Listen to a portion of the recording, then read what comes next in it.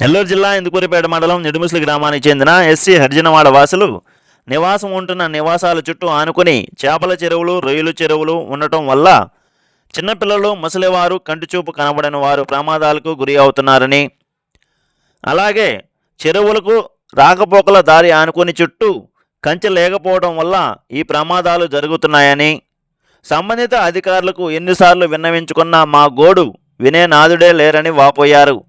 హరిజనవాడ మహిళలు మాట్లాడుతూ, మా నివాసాలకు 100 మీటర్ల దూరంలో ఈ రొయ్యల చెరువులు, చేపల చెరువులు ఉంటే కొంతవరకు ప్రమాదాలు అరికట్టవచ్చని తమ ఆవేదనను మీడియా ముఖంగా విన్నవించుకున్నారు. సంబంధిత అధికారులు మాకు న్యాయం చేయాలంటూ నినాదాలు చేపట్టారు.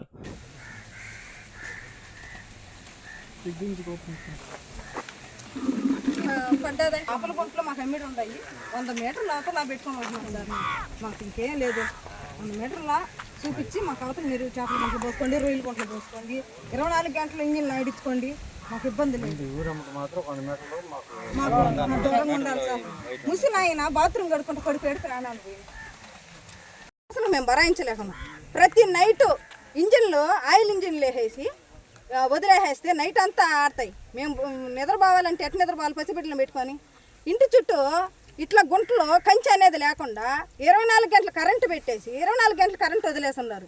ఆ కరెంటు వదిలేసినప్పుడు మా పసిబిడ్డలు గుంటల మీద పోతున్నారు. మాకు కంచె అనేది లేదు. మా ఊరికి, మా ఇళ్ళకి 100 మీటర్లు అవతల ఎవరైనా చేపల గుంటలు పోసుకోమను. మాకు దగ్గర చేపల గుంటలు ఉంటే మేమైతే ఒప్పుకోం. మేము అదే అడుగుతున్నాం. మాకు చేపల గుంటలు ఉండకూడదు.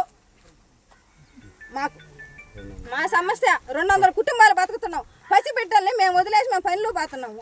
ఎవరు కాపుదారా? ఇళ్ళ పక్కన చేపల గుంటలు ఉంటే వాటిలో పడిపోయారని ఒక బిడ్డ ఆపడలేదంటే ముందు మేము గుంటల మీద బరిగేయాల్సి వస్తుంది. ఎందుకని ఆ బిడ్డ ఆపట్టంలే. ఆ బిడ్డ ఆపడినప్పుడు మేము ఎత్తుకొని పోతుంటే చేపల గుంటల మీదకి రొయ్యలు పోస్తున్నావు రాకూడదు అంటారు. మేము ఎట్లా మా బిడ్డలు వచ్చేది? మా బిడ్డలు ఎట్టెత్తుకోవాలి? మేము ఏ విధంగా పరిష్కారం అవుతుంది? మాకు ఏం చేస్తున్నారు?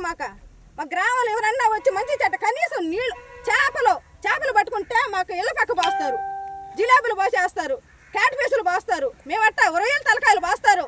వేస్ట్ నీళ్ళు వదిలేస్తుంటే మేము ఎట్టుండాలా? ఈ 200 కుటుంబాలు ఎట్ట బతకాలా? ఇదే మేము అడిగేది. మాకు ఎట్టా న్యాయం చేయండి. 2 నెలల కిందట పాప ఇక్కడ తిరగతింది సార్. ఇక్కడ తిరగతిన పాట ఆ పాప కనపడకుండా పోయింది. మేము కోడలే ఉన్నాం, ఎట్ట పోయిందో మాకు కనపడలే. 2 నెలలు ప్రతి ఒక్క మగవాడు కానీ ఆడవాళ్ళు కానీ గుంట్ల మీద పొరిగిస్తే మేము గుంట్ల మీద అక్కలో నీళ్ళు మేము ఆడ దిగి ఎదికాము బిడ్డని. ఆమె తిరగలేక చూసి అనేటి అందరూ ఏకమ్ముతున్నా గమ్ముతున్నా అందరూ మళ్ళీ అక్కడ బట్టి ఎతికినారు. ఆ పాప ఏడునిందో గుంటలో ఉండిందో ఏడునిందో ఆ సమయానికి వచ్చింది. లేకుండా ఉంటే ఆ బిడ్డ పరిస్థితి అయింది. 2 సంవత్సరాల పాప.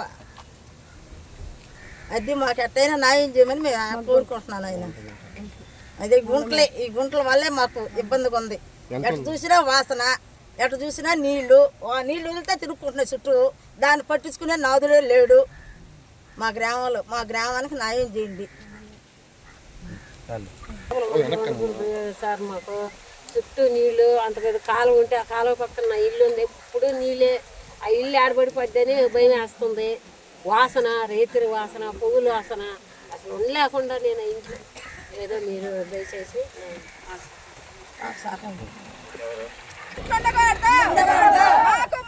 మా ఇళ్ళకి 100 మీటర్ల అవతల ఉండాలి.